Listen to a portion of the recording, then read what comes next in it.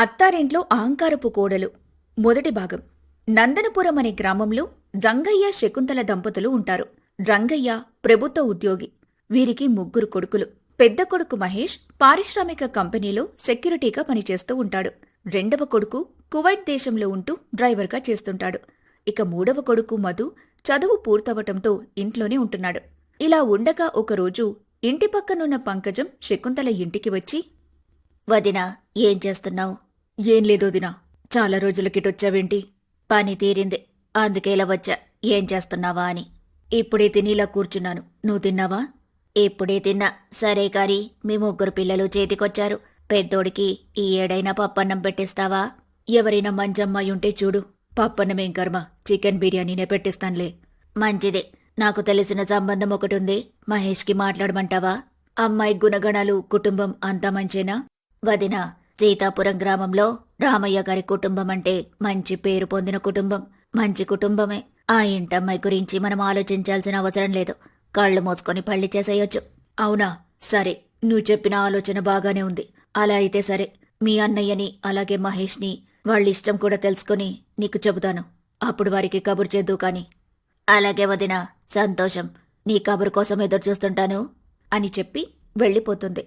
ఇక కొంత సమయానికి రంగయ్య ఇంటికొస్తాడు. "శకుంతల, ఆకలిగా ఉంది, భోజనం పెట్టు." "అలాగేనండి, వస్తున్నాను" అంటూ భోజనం తెచ్చి రంగయ్యకిస్తుంది. రంగయ్య తింటూ ఉండగా, "ఏమండి?" అంతలో రంగయ్య, శకుంతల, నీతో ఒక విషయం మాట్లాడాలి. "ఏంటండి అది?"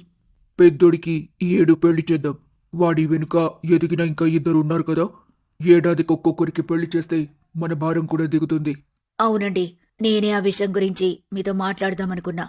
అంతలో మీరే అడిగారు. ఈ రోజు పంకజమ్మనింటికొచ్చి వాళ్లకు తెలిసిన సీతాపురంలో రామయ్య గారి అమ్మాయి ఉందంట.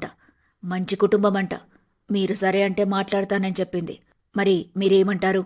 సరే, మాట్లాడమను. మంచి కుటుంబం అంటుందిగా. "సరే అండి, మీరు భోజనం చేయండి, తర్వాత వెళ్ళి మాట్లాడొస్తాను" సరే అయితే. అంటూ భోజనం చేస్తాడు. కొంత సమయానికి శకుంతల పంకజం ఇంటికి వెళ్ళి, "పంకజం, మీ అన్నయ్య నువ్వు చెప్పిన సంబంధం గురించి మాట్లాడమని చెప్పారు." "అవునా? సరే అయితే ఉండు" అని రామయ్యకు ఫోన్ చేస్తుంది. చేసి, "అన్నయ్య, నమస్కారం. నమస్కారం అమ్మా. అమ్మాయికి మంచి సంబంధం చూడమని చెప్పావుగా. చూశాను. అబ్బాయి కంపెనీలో చేస్తాడు. వాళ్ల నాన్న ప్రభుత్వ ఉద్యోగి. ఉమ్మడి కుటుంబం. మీరేమంటారు?" నువ్వు మాకు కావాల్సిన మనిషివి. నువ్వెంతలా చెబుతుంటే ఇంకా అనడానికి ఏముంది. మాకిష్టమే. ఒకసారి అబ్బాయిని తీసుకుని ఇంటికి రండి. అమ్మాయి అబ్బాయి ఒకరినొకరు చూసుకున్నట్టుంటుందిగా. "అలాగే అన్నయ్య, నేను వాళ్లకు చెబుతాన్లే" సంతోషం. అని ఫోన్ పెట్టేయక, "వదిన, రామయ్యన్నయ్య పెళ్లి చూపులకు రమ్మనంటున్నాడు. ఒకసారంట అబ్బాయిని చూడాలంటున్నారు. మీరు వస్తానంటే రేపే వెళ్దాం." "సరే పంకజం" అని చెప్పి ఇంటికి వెళ్తుంది శకుంతల. వెళ్ళాక అదే మాట రంగయ్యతో చెప్పగా, సరే, పెద్దోడినిలా పిలు. వాడిష్టం కూడా తెలుసుకోవాలి కదా.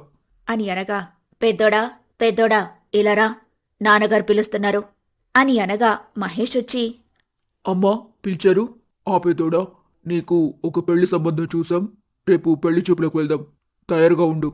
పెళ్లి సంబంధమా? అవునరా.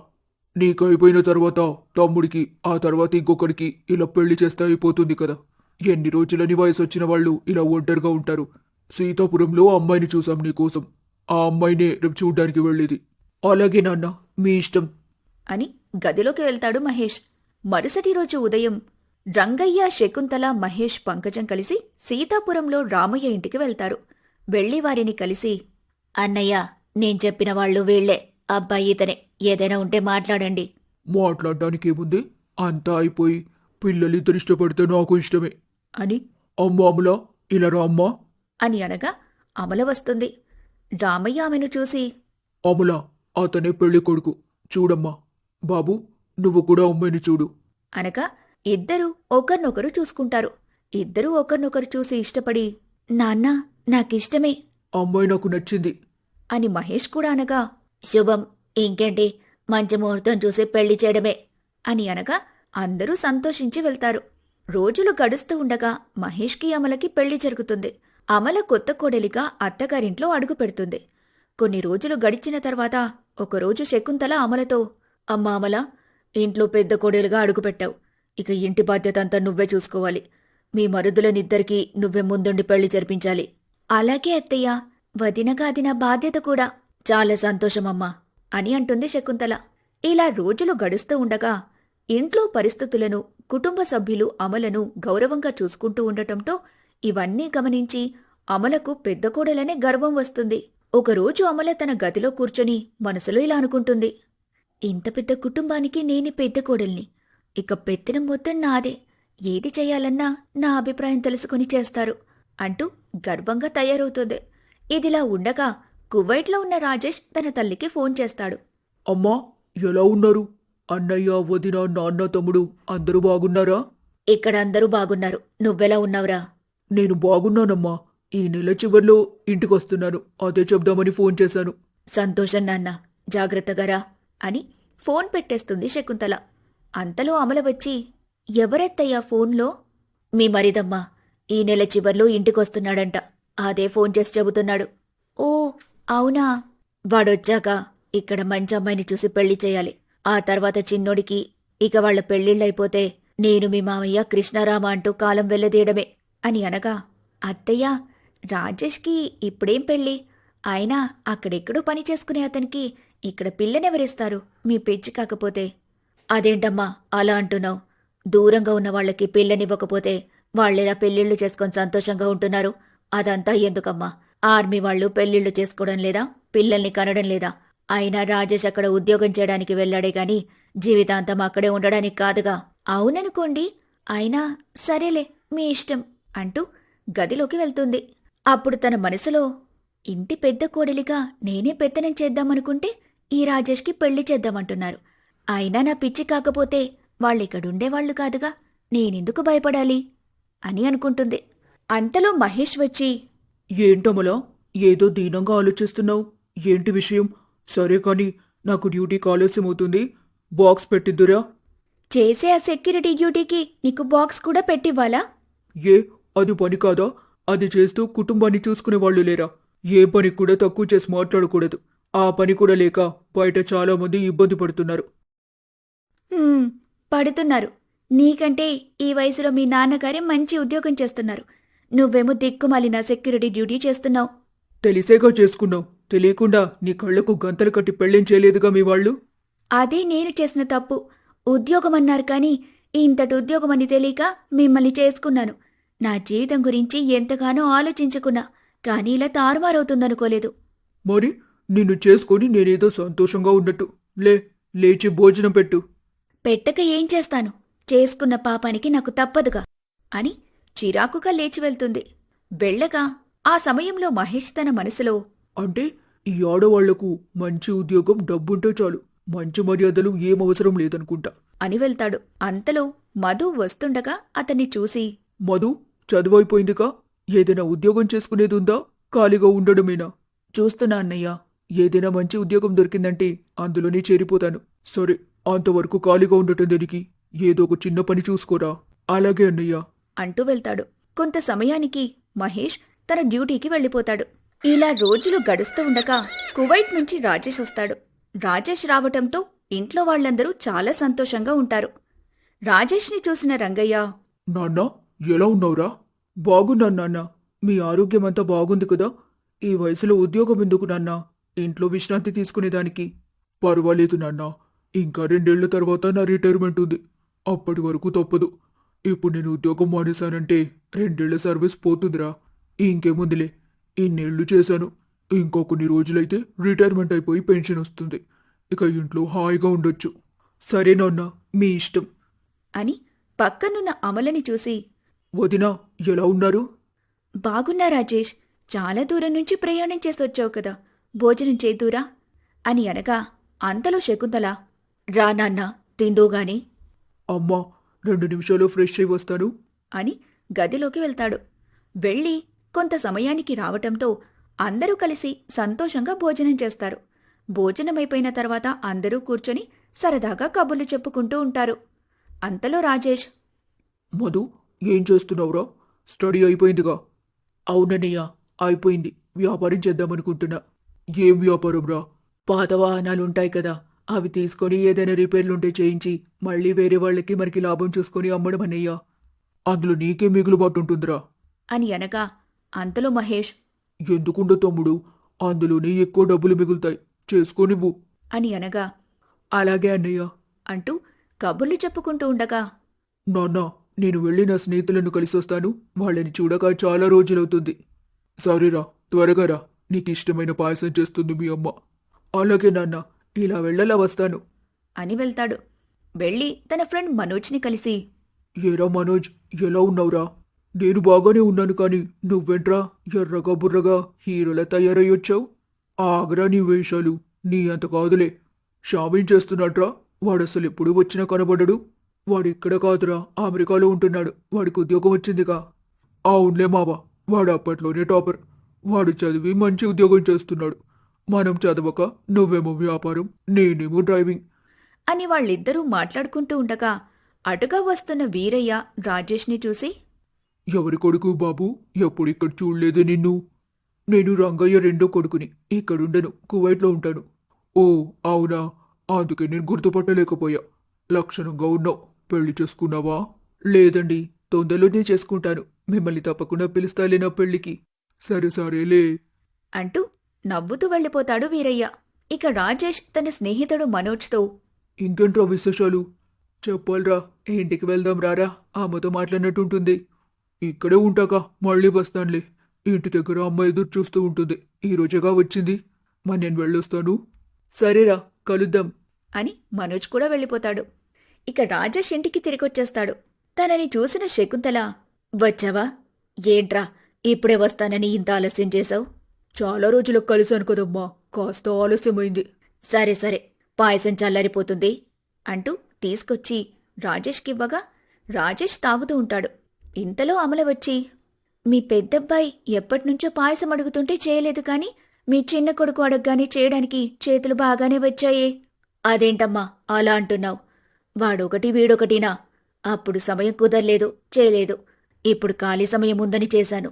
ఏ నాకోసం అలా చూస్తూ ఉండకపోతే నీ భర్తకు నువ్వు చేసివ్వచ్చుగా.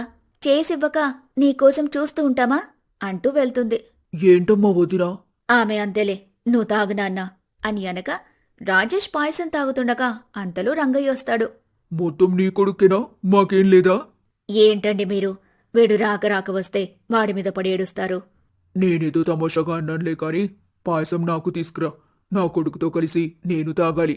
తెస్తానుండండి అంటూ వంటగదిలోకి వెళ్లి పాయసం తెచ్చిస్తుంది శకుంతల. ఇవ్వగా అంతలో వీరయ్య వస్తాడు. వచ్చి అయ్యా రంగయ్య గారు, నమస్కారం. నమస్కారం వీరయ్య. రా, ఇలారా, వచ్చిలా కూర్చో. వీరయ్య వచ్చి కూర్చుంటాడు. అంతలో అన్నయ్య మీకూడా పాయసం తెస్తాను ఉండండి అని వెళ్తూ ఉండగా అమ్మా, ఇప్పుడు నాకేం వద్దు కానీ మీరు కూడా వచ్చేలా కూర్చోండి. ఏంటన్నయ్యా ఏమైంది? అయ్యా, నాకు ఒక్కగానొక్క కూతురు సంధ్య. బాగా చదువుతుంది, అందంగా కూడా ఉంటుంది.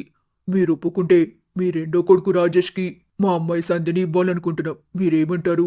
అనేదేముంది, మీ ఇష్టానికి మీరు వచ్చారు, కానీ చేసుకునేవాడి ఇష్టం కూడా తెలుసుకోవాలి కదా. ఏరా వీరయ్య మావయ్య వాళ్ళ అమ్మాయిని నీకు ఇవ్వాలనుకుంటున్నాడు. మరి నీ మాట ఏంటి? నాన్న, నేను ఇంతకుముందు అమ్మాయిని చూశాను, చాలా బాగుంటుంది. కానీ నేను ఉండేది కువైట్లో. అక్కడికి నేను మాత్రమే వెళ్ళగలను. పెళ్లి చేసుకుని నా భార్యని తీసుకెళ్లలేను. పెళ్లి చేసుకుని నేను అక్కడ ఆమె ఇక్కడుంటే ఎలా ఉంటుంది చెప్పండి? మీరన్నది నిజమే బాబు, కానీ జీవితాంతం అక్కడే ఉంటారా? అక్కడెందుకుంటాను? మరి ఉండటం అంటే నేను సెటిల్ అవ్వడానికి కనీసం 2 ఏళ్లైనా పడుతుంది. అప్పటి వరకు ఆమెను ఒంటరిగా ఎలా ఉంచేది? మీరు చెప్పింది బాగానే ఉంది, కానీ మాకు 2 అమ్మాయిలు. మా చిన్నమ్మాయికి మేనరిక సంబంధం ఉంది. ఇద్దరికి కలిపి చేస్తే ఆడపిల్లల తండ్రిని భారం తగ్గుతుందని. నిజమేనండి, కానీ పెళ్లి చేసుకుని మీ అమ్మాయిని 2 ఏళ్లు ఇక్కడే ఉంచాల్సి ఉంటుంది. పర్వాలేదయ్యా, వెళ్ళేది మీరు బ్రతకడానికేగా. మాకిష్టమే. అమ్మాయినిచ్చేవాళ్లు మాకే అభ్యంతరం లేనప్పుడు మీరెందుకయ్యా ఆలోచించడం? అయ్యో వీరయ్య గారు, మీరు బాధపడకండి. మీ అమ్మాయే మా కోడలు. మీరు సంతోషంగా వెళ్ళిరండి అని అనగా వీరయ్య సంతోషంగా తిరిగి వెళ్తాడు. ఏంటి నాన్న, మీరలా మాటిచ్చారు? రేయ్, అన్నీ ఆలోచించే మాటిచ్చాను. ఇప్పుడు నువ్వు కువైట్ వెళ్ళినా కానీ అక్కడే ఉండటం లేదుగా. నెలకొకసారో 15 రోజులకు ఒకసారో వస్తున్నావుగా. వచ్చి 2-3 రోజులు ఉంటున్నావు. అదే పెళ్ళయ్యాక ఈ 2 ఏళ్లలో ఇలానే వచ్చిపోతూ ఉండు. అప్పుడు మీ ఇద్దరి మధ్యలో దూరం కూడా పెద్దగా అనిపించదు. అవునరా, నాన్న చెప్పేది కూడా నిజమే. ఆ అమ్మాయి వాళ్లే నిన్ను మెచ్చి సంబంధం కలుపుకుంటానన్నప్పుడు మనమెందుకు ఆలోచించడం? అలాగే అమ్మా, మీరింతలా చెబుతున్నారు కదా, ఈ పెళ్లి చేసుకోవడం నాకు కూడా ఇష్టమే. అని అంటాడు రాజేష్. ఇలా కొన్ని రోజులకు రాజేష్ సంధ్యలకు పెళ్లి జరుగుతుంది. సంధ్య కొత్త కోడలిగా శకుంతల ఇంట్లో అడుగు పెడుతుంది. ఒకరోజు ఉదయాన్నే శకుంతల పెరట్లో ఉన్న పువ్వులు కోస్తుంది. కోసి అల్లుతుంది. అల్లి, అమ్మా సంధ్య, ఇలారా అని అనగా సంధ్య వస్తుంది. చెప్పండత్తయ్య, పిలిచారు? సంధ్య, కొత్తగా పెళ్ళై ఇలా బోసి తలతో ఉండకూడదమ్మా. ఇదిగో ఈ పువ్వులు తీసుకుని తలలో పెట్టుకో. అలాగే అత్తయ్య, పెట్టుకుంటాను అని పువ్వులు తీసుకుని తలలో పెట్టుకుంటుంది. అది చూసిన శకుంతల, ఇప్పుడు చూడు ఎంత లక్షణంగా ఉన్నావో. సరే పద, వంట పని చేద్దాం అని వంటగదిలోకి వెళుతూ ఉండగా ఎదురుగా అమల వచ్చి, సంధ్య, తలతలా మెరిసిపోతున్నావే, తలలో పువ్వులు కూడా పెట్టుకున్నావుగా.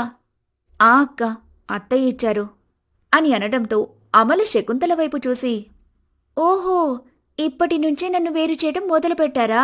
రెండో కోడలొచ్చిందిగా, ఇంక మేమేం కనిపిస్తాన్లే. అది కాదమ్మా. ఏది కాదమ్మా? ఆమెకి పువ్వులిచ్చావు, మరి నాకేవి? చూస్తే ఇద్దరి కోడళ్లను ఒకేలా చూడాలి, అంతేకాని ఒకరిని ఒకలా ఇంకొకరిని మరోలా వేరువేరుగా చూడకూడదు. అమ్మా అమల, ఎందుకలా అపార్థం చేసుకుంటున్నావు?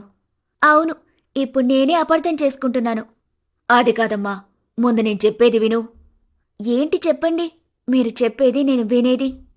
కొత్తగా పెళ్ళైంది కదా, పువ్వులు లేకుండా ఇంట్లో తిరుగుతుందని చెట్లకు కొన్ని పువ్వులుంటే అవి అల్లిచ్చాను అంతే.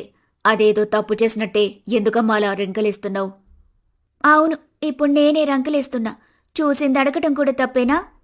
ఇప్పుడు ఈ పువ్వుల కోసం ఇంత గొడవ అవసరమా అత్తయ్య? పువ్వులు తీసిస్తాను, మీరే అక్కకివ్వండి. అయ్యో అమ్మా, అలా తీయకూడదు. కావాలంటే తనకి పక్కింట్లో పువ్వులు తెచ్చి ఇస్తాన్లే, నువ్వు మాత్రం తీయకు. ఇదా అసలు విషయం. చిన్న కోడలు పువ్వులు పెట్టుకుని ముత్తైదువులాగా ఉండాలి, నేను మాత్రం మొగుడు చచ్చిన విధవలా ఉండాలి, అంతేగా? నోర్మొయ్ అని చెంప మీద ఒక్కటి కొడుతుంది శకుంతల. ఊరుకుంటుంటే ఎక్కువగా మాట్లాడుతున్నావు. మాటలనేవి తిన్నగా రానివ్వు. సంధ్య, నువ్వు పద వంటగదిలోకి, కూరగాయలు తరగాలి. అలాగే అత్తయ్య అంటూ శకుంతల సంధ్య ఇద్దరూ కలిసి వంటగదిలోకి వెళ్తుండగా, నన్నే కొడతావా? ఈ ఇంట్లో ఒక్క క్షణం కూడా ఉండను అని గదిలోకి వెళ్లి బట్టలు బ్యాగ్లో పెట్టుకుని అమల వెళ్తూ ఉండగా అది చూసిన శకుంతల, వెళ్ళవే, వెళ్ళు, నువ్వెళ్ళినా మళ్ళీ ఇక్కడికి రావాల్సిందే. చూస్తాగా, ఇక ఈ ఇంటికి వస్తే చూడు అని వెళ్తుంది. కొంత సమయానికి పుట్టింటికి చేరుకుంటుంది అమల. వెళ్ళగా తన తల్లి రాధమ్మ అమలని చూసి, రామ్మా, ఏదైనా విశేషమా? అల్లుడుగారెక్కడా?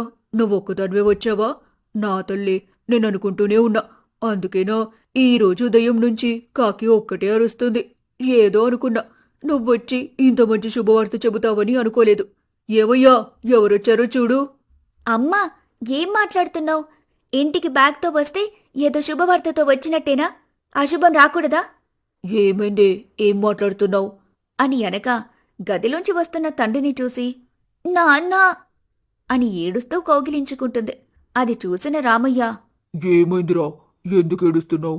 నీ భర్త ఏమైనా అన్నాడా, లేక మీ అత్తగారు మామూలేమైనా అన్నారా? ఆవిడే అనింది నాన్న, అనడమే కాదు కొట్టింది కూడా అని ఏడుస్తూ ఉండగా, ముందేడోట మాపమ్మా, పద ఇంట్లోకి, వెళ్ళాక మాట్లాడుకుందాం అని అమల చేతిలో ఉన్న బ్యాగ్ తీసుకుని పదమ్మ అంటూ ఇంట్లోకి వెళ్తారు. వెళ్ళగా అమల మంచంపై కూర్చుంటుంది. అంతలో రామయ్య, ఇప్పుడు చెప్పమ్మా, ఎవరేమన్నారు? నాన్న, అమ్మా, మా అత్తయ్య మా తోటికోడలొచ్చిన దగ్గర నుంచి నన్ను వేరుగా చూస్తుంది. అత్తయ్య ఎందుకలా చేస్తున్నారని అడిగినందుకు నీకేంటే చెప్పేది, ఇక్కడి నుంచి వెళ్ళు అని మెడలు పట్టి బయటికి వెళ్ళగొట్టిందమ్మా అంటూ ఏడుస్తూ ఉండగా, అంత మాట ఉందా? అయినా నువ్వెందుకు ఏడ్చుకుంటొచ్చావు? వాళ్ళని అక్కడే కడగలేకపోయావా? నువ్వు కాస్త ఆగుతావా అని అనగా, మన అమ్మాయిని తన్ని తరుమేశారండి, మీరేం మాట్లాడేంటి? అమ్మాయి వచ్చింది ఇప్పుడేగా, తర్వాత మాట్లాడదాం అని అనగా, సరే పదమ్మా, ఆ ఇల్లొద్దు, ఆ మొగుడు వద్దు, పద అంటూ ఇద్దరూ లోపలికి వెళ్తారు. ఇక రామయ్య తన మనసులో, వాళ్ళది చాలా మర్యాద గల కుటుంబం, అలా వాళ్ళు తొందరపడి కొట్టి పంపించేవాళ్లు కాదు. ఇదే అక్కడేదో తిక్క పని చేస్తుంటుంది. సరేలే, చిన్నగా అడిగి తెలుసుకుందాం అని అనుకుంటాడు.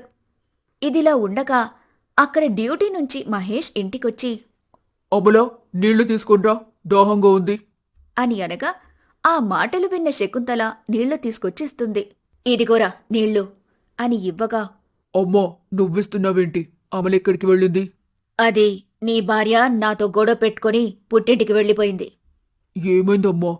ఉదయం మన పెరట్లో కొన్ని పువ్వులుంటే అవి కోసి అల్లి కొత్తగా పెళ్ళైంది కదా అని సంధ్యకిచ్చాన్రా. ఆహా తనకెందుకిచ్చావని ఒకటే గోల. నోటికే మాట వస్తే ఆ మాటే అంటుంది. అందుకే కోపమొచ్చి ఒక్కటిచ్చా. మంచి పని చేసావమ్మా. నాకు కూడా అలానే సమాధానం చెబుతుంది. పోనీలే అని ఊరుకుంటున్నా. అలానే ఒక తాకిడి తగిలితే అదే సరైన మార్గంలోకి వస్తుందిలే. అదే దాని తప్పు తెలుసుకొని అదే వస్తుంది. నువ్వు రానాన్నా అని లోపలికి వెళ్తారిద్దరు. ఇదిలా ఉండగా అమల గదిలో కూర్చొనుండగా రాధమ్మ పకోడీలు తీసుకొచ్చిస్తుంది. అమ్మాయ్ ఇదిగోవే, నీకెంతో ఇష్టమైన పకోడీలు తెచ్చాను. కరకరలాడుతున్నాయి, తిను. కొంచెం కాఫీ కూడా తీసుకురా అమ్మా. కాఫీ తాగుతూ పకోడీ తినడమంటే చాలా ఇష్టం నాకు.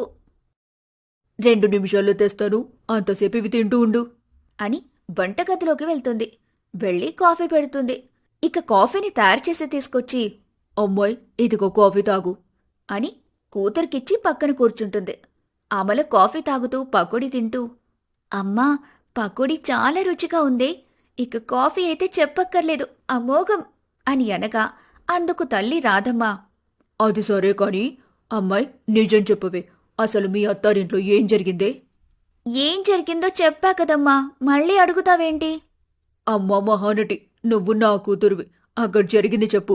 ఇంట్లో మీ నాన్నగారు లేరు కాని చెప్పు. అంతే అంటావా? అంతే. అమ్మా కొత్త కోడలని ఆ సంధ్యకు మా అత్త పువ్వులిచ్చింది. అది చూసి నేను ఓర్వలేక కావాలనే గొడవ చేసి వాళ్ళు నన్ను కొట్టేలా మాట్లాడి ఒక దెబ్బ తిని ఇలా పుట్టింటికొచ్చాను. అబ్బబ్బా, ఎంతటి ఓర్వలేనితనం నా బిడ్డకెలా వచ్చిందో. అయినా నా పిచ్చి కాకపోతే విత్తొకటి పడితే చెట్టింకోటొస్తుందా? అమ్మాయి నువ్వు మంచి పని చేసావు కాని ఇల్లు వదిలి రావటం అనేది మాత్రం పిచ్చి పని. ఎందుకు పిచ్చి పనమ్మా? చూసేవాళ్ళు మీ పెద్ద కొడలేది అని మా అత్తింటి వాళ్ళని అడిగితే వాళ్ళేమని చెబుతారు? కావాలనే వాళ్ళని బయటపడేద్దామని ఇలా వచ్చాను. నేను చెప్పింది వినవే. నువ్వు ఆ ఇంటి పెద్ద కొడలివి. ఇంట్లో ఎన్ని గొడవలైనా అక్కడే ఉండాలి. ఎందుకంటే మీ మావయ్య ఇవ్వాలో రేపో రిటైర్ అవ్వబోతున్నాడు. అతను రిటైర్ అయితే కొన్ని లక్షల డబ్బులొస్తాయి. అవస్తే ఆ ఇంటి పెద్ద కొడలివి కదా. ఎక్కువ మోతాదులో నీకే డబ్బిచ్చేలా వాళ్లతో మంచిగా ఉండవే తింగర్దన. అంతేకాని ఉన్నదానికి లేనిదానికి వాళ్ళతో గొడవ పెట్టుకుని వచ్చే రూపాయి రాకుండా చేసుకోకు. అర్థమైందా? అవును కదమ్మా, నేనా సంగతే మర్చిపోయాను. నిజంగా నాకు ఈ ఆలోచన రానేలేదే. ఎందుకొస్తుంది? సరే కాని నా మాట విను. నువ్వు మీ అత్తగారింటికి వెళ్ళు. ఏదైనా ఉంటే నాకు ఫోన్ చెయ్యి. ఏం చెయ్యాలో ఎలా చెయ్యాలో అనే ఆలోచనకు మార్గాన్ని నేను చూపిస్తాను. అలాగే అమ్మా, వెళ్తాను. నా కళ్ళు తెరిపించావు. కాని నాన్నొచ్చి ఎందుకొచ్చావు, ఎందుకు వెళ్తున్నావు అని అడిగితే ఏం చెప్పాలమ్మా? ఏముంది, నా భర్త డ్యూటీకి భోజనం ఇబ్బంది అవుతుంది, అందుగా వెళ్తున్నానని చెప్పి వెళ్ళు. తండ్రి కదా, నమ్మేస్తాళ్లే. మీ నాన్నొచ్చాక చెప్పి వెళ్దు. అప్పటి వరకు ఈ గదిలోనే కూర్చో. నీకిష్టమైన బిర్యానీ చేస్తాను ఈరోజు. అలాగే అమ్మా, స్పైసీగా చెయ్యి. మొన్నటిలా చప్పగా చెయ్యకు. అలాగే లేవే అంటూ రాధమ్మ వంటగదిలోకి వెళ్తుంది. వెళ్ళి వంట మొదలు పెడుతుంది. ఇలా ఉండగా కొంత సమయానికి రామయ్య రంగయ్య ఇంటికి వెళ్తాడు. వెళ్ళగా రంగయ్య రామయ్యను చూసి, రామయ్య గారు లోపలికి రండి. ఏంటండి ఇలా వచ్చారు? అమ్మాయి ఇంటికొచ్చింది. ఏం జరిగిందంటే మా అత్త నన్ను కొట్టిందంటుంది. అసలు ఏమైందో అడుగుదామని వచ్చానండి. ఆడవాళ్ల గొడవండి, నేను పెద్దగా అడగలేదు. ఆమెనే వస్తుంది కదా అని. సరే ఉండండి. శకుంతల ఇలారా, వియంకులొచ్చారు అని అనగా శకుంతల బయటికొచ్చి, అన్నయ్యగారు బాగున్నారా? బాగున్నానమ్మా. ఏమైందమ్మా? మా అమల ఏడుస్తూ ఇంటికొచ్చింది. అన్నయ్యగారు, మీ అమ్మాయికి భర్తన్నా అత్తమామలన్నా కొంచెం కూడా లెక్కలేదండి. ఏదైనా అంటే తిరగబడి మాట్లాడుతుంది. పోనీలే తానే తెలుసుకుంటుందని ఆగుతుంటే ఇంకా విర్రవీగిపోతుంది. ఏం చేయమంటారు చెప్పండి? కొత్త కోడలి సంధ్య తలలో పువ్వులు లేవు కదా అని పెరట్లో పువ్వులుంటే కోసి అవల్లి పెట్టినందుకు నాన్న రాద్దంతం చేసింది.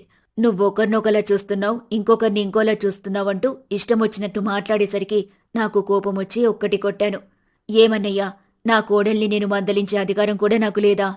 అయ్యో అమ్మా, అదేం మాట? నీ కోడల్ని కొట్టే అధికారం లేదని ఎవరన్నారు? నీ కుటుంబం, నీ కోడళ్ళు, నీ ఇష్టం. మధ్యలో మేమెవరం? అదే ఏమైందా అని అడగడానికి వచ్చాను. అన్నయ్య, చిన్న చిన్న వాటిని కూడా భూతద్దంలా చూస్తుంది. అలా అయితే ఎలా చెప్పండి? పెద్ద కోడలు సర్దుకుపోవాలి, కాని తానే ఒకరికి చెప్పాల్సింది పోయి తనే చెప్పించుకుంటుంది. ఏంటో అన్నయ్య, మీ అమ్మాయి నాకు అర్థం కావట్లేదు. ఒక్కతే అమ్మాయి అని కాస్త గారవం చేశాను. అదే ఇలా మీకు చిక్కులు తెస్తుందని అనుకోలేదమ్మా. సరే, తను చేసిన తప్పుకు నేను క్షమాపణ చెబుతున్నాను. అని అనగా అందుకు రంగయ్య, మీరు క్షమాపణలు చెప్పడమేంటి బావగారు? ఆడవాళ్ళు వాళ్లే తిట్టుకుంటారు, వాళ్లే కలిసిమెలిసి ఉంటారు. మీరు అమ్మాయిని తీసుకొచ్చి ఇక్కడ వదిలేసి వెళ్ళండి, అన్నీ అవే సర్దుకుంటాయి. అని అనగా రామయ్య సంతోషంతో అలాగే అని వెళ్ళొస్తానని చెప్పి వెళ్ళిపోతాడు. ఇక శకుంతల కూడా సరే అని అనటంతో రామయ్య ఇంటికి వెళ్ళిపోతాడు. రాధమ్మ, అమల బిర్యానీ తింటూ ఉంటారు రామయ్య వెళ్లే సమయానికి. అది చూసినతను మనసులో, నా భార్యకు భర్తంటే భయం లేదు, నా కూతురికి అత్తగారంటే గౌరవం లేదు. ఏంటో వీళ్ళు ఎప్పటికి మారతారో ఏమో అని అనుకుంటూ ఉండగా రాధమ్మ రామయ్యను చూసి, ఏమండి, వేడివేడి బిర్యానీ చాలా బాగుంది, తిందురు రండి. మీరు బయటికి వెళ్లారు కదా, రావడానికి సమయం పడుతుందేమో అని మేము తింటున్నాం, తప్పుగా అనుకోకండి. అనుకునేదేముంది? పెళ్ళైన దగ్గర నుండి ఏ రోజైనా నాతో కలిసి తిన్నావా? మొదట నువ్వు తిన్నాకనేగా నేను తినేది. అబ్బా, ఏంటండి మీరు ప్రతిదానికి విడ్డూరాలే. విడ్డూరాలు కాక కూతురు అత్తారింట్లో గొడవ పెట్టుకొని వచ్చింది, దానికి నచ్చ చెప్పి పంపిద్దామని ఏమైనా ఉందా? తీరుబాటుగా బిర్యానీ తింటున్నావు. బిర్యానీ మొహం చూడు. ఏమండి, తెలియకుండా మాట్లాడకండి. అమ్మాయిని మెప్పించి బతిమిలాడి అత్తింటికి వెళ్తానని చెప్పినాకనే ఈ బిర్యానీ చేశాను. లేకపోతే అమ్మాయి బాధలో ఉంటే నేనెలా చేస్తాను? ఆగోరించవులే కాని అమ్మా అమలా, ఇవేం పట్టించుకోకుండా సంతోషంగా అత్తారింటికి వెళ్ళి కాపురం చేసుకోమ్మా. వెళ్తాను నాన్నా, ఆయనకు కూడా డ్యూటీకి వెళ్లే దగ్గర భోజనానికి ఇబ్బంది అవుతుంది. ఈరోజు వెళ్తాను. ఇదిగో బట్టల బ్యాగ్ కూడా సర్దుకొని రెడీగా పెట్టుకున్నాను. సంతోషమమ్మా, ఒక్కగానొక్క కూతురువి. నీ కాపురమిలో గొడవలతో ఇబ్బంది పడుతుంటే నేను చూసేలా తట్టుకుంటాను చెప్పు. నాన్నా, మీరేం బాధపడకండి. అమ్మ నాకన్నీ సర్ది చెప్పింది. ఇప్పటి నుండి అత్తింట్లో ఏదైనా సమస్య వస్తే సర్దుకుపోతాను. కాని గొడవలు పెట్టుకుని ఇలా తప్పు చేసిన దానిలా పుట్టింటికి రాను. చిన్నదానివైనా మంచి మాట చెప్పావమ్మా. సరే, త్వరగా తిను. నేను కూడా నీతో వచ్చి మీ ఇంటి దగ్గర దిగబెడతానులే. పర్వాలేదు నాన్నా, మీకెందుకు శ్రమ? వచ్చేటప్పుడు ఒంటరిగా వచ్చాను, వెళ్లేటప్పుడు ఒంటరిగానే వెళ్తాను. అలాగే అమ్మా, అక్కడ ఏదైనా సమస్య వస్తే సర్దుకుపో, అంతేకాని గొడవకు కాలు దువ్వకు. అని అనగా, ఏమండి, ఊరికే పాడిపోయిన టేప్ రికార్డర్లా చెప్పిందే చెప్పి దాన్ని మరో మదర్ తెరిసాలా తయారు చేయకండి. అంత గొప్ప ఆమెతో మీరు పోల్చుకోకండి. ఆమె కాలికోటికి కూడా మీరు సరిపోరు. మళ్ళీ మాటలొకటి. ఆపండి నాన్న, నేను వెళ్తున్నాను. ఇప్పటికే ఆలస్యమైంది. జాగ్రత్తమ్మా, చెప్పిందంతా గుర్తుంది కదా, నేను చెప్పినట్టు నడుచుకో. అలాగే అమ్మా అంటూ కొంత సమయానికి అత్తగారింటికి చేరుకుంటుంది అమల. ఇక అమలని చూసిన మహేష్, ఎవరు రమ్మంటే వెళ్ళావు, ఎవరు రమ్మంటే వచ్చావు? రావడం పోవడం నీ ఇష్టమేనా? ఒకడు రమ్మంటే నేనెందుకొస్తాను? నా ఇంటికి నేనొచ్చాను కాదని వెళ్ళావుగా, నీ ఇల్లెలా అవుతుంది? అని మహేష్ అనగా అంతలో రంగయ్య వచ్చి, ఒరేయ్, ఏంట్రా నువ్వు? ఆ అమ్మాయి తన తప్పు తెలుసుకుని వచ్చింది. ఇంకా నువ్వు పేచి పెడితే ఎలా చెప్పు? అమ్మా, వాడు అలానే అంటాడు కానీ నువ్వు లోపలికి వెళ్ళు. అలాగే మావయ్య అని గదిలోకి వెళ్తుంది అమల. ఇక రంగయ్య మహేష్తో, తానే వచ్చినప్పుడు నీకేంట్రా? జరిగినవన్నీ మర్చిపోయి సంతోషంగా ఉండండి. అలాగే నాన్న, తను మారితే నాకు ఇంకేం కావాలి?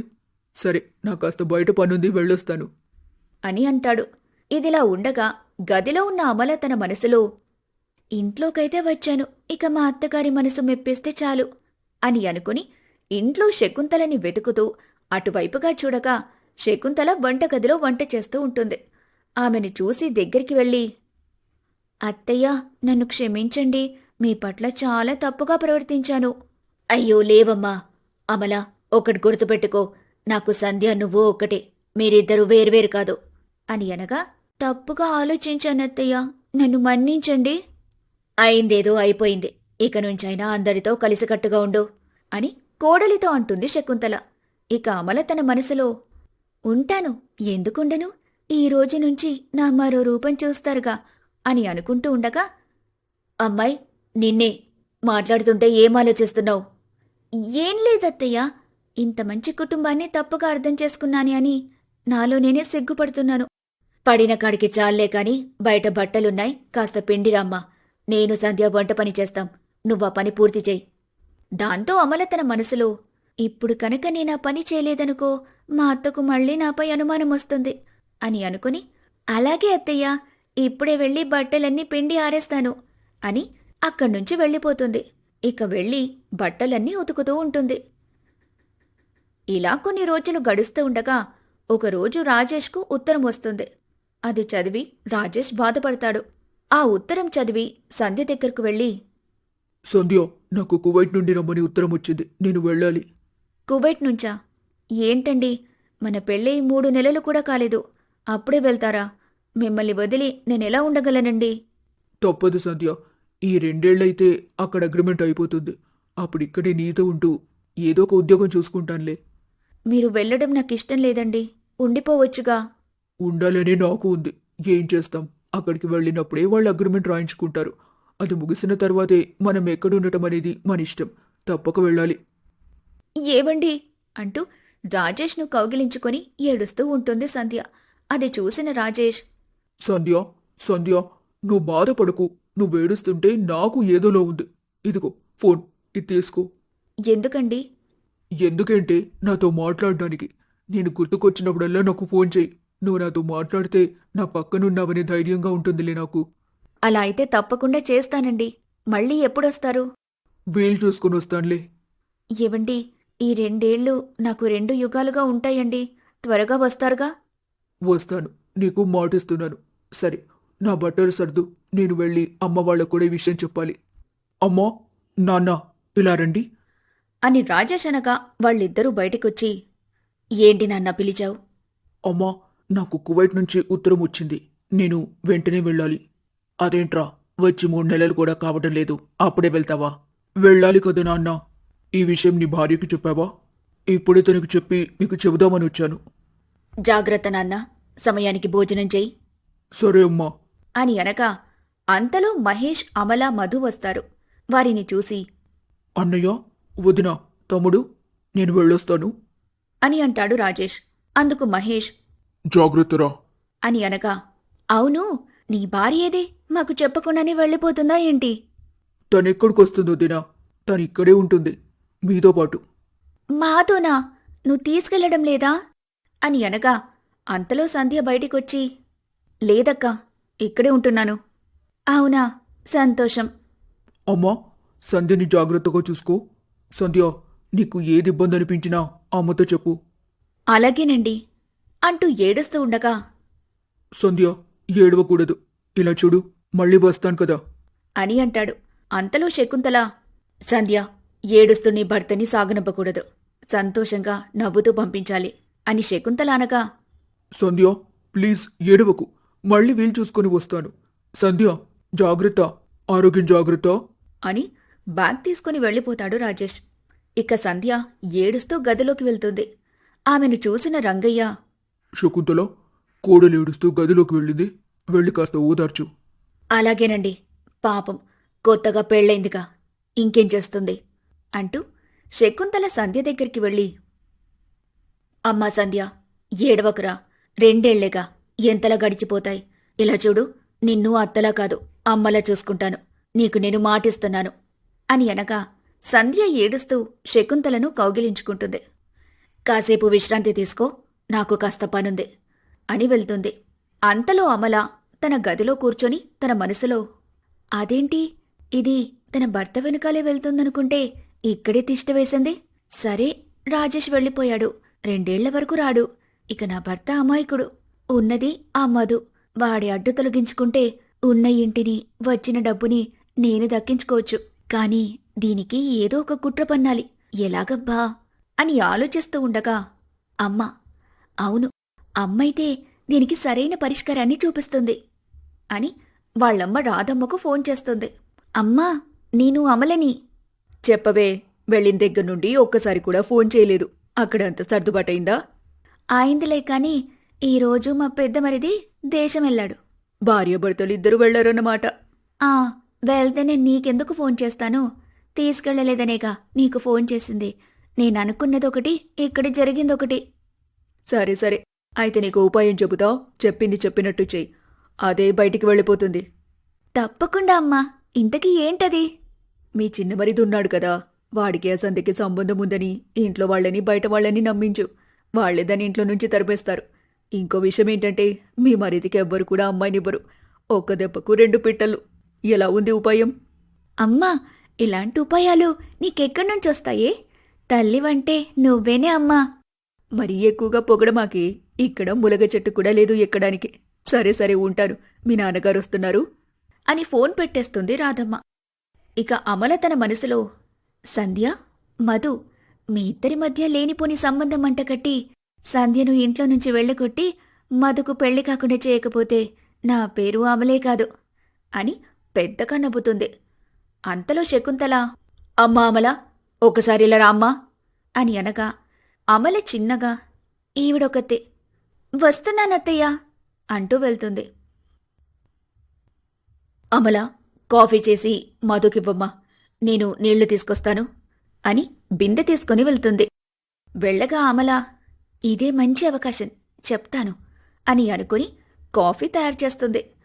సంధ్య, ఇలా రా అమ్మా. చెప్పండక్కా. సంధ్య, కొంచెం ఈ కాఫీ తీసుకెళ్ళి మధుకివ్వవా? నా కవతల చాలా పనుంది. అలాగే అక్క, ఇటివ్వండి అంటూ సంధ్య కాఫీ తీసుకుని వెళ్తుంది. వెళ్ళగా మధు తన గదిలో కూర్చొని ఉంటాడు. అతన్ని చూసిన సంధ్య, మధు, ఇదిగో కాఫీ తాగు అని ఇవ్వగా, అయ్యో వదినా, మీరెందుకు తెచ్చారు? అమ్మనివ్వమనకపోయారా?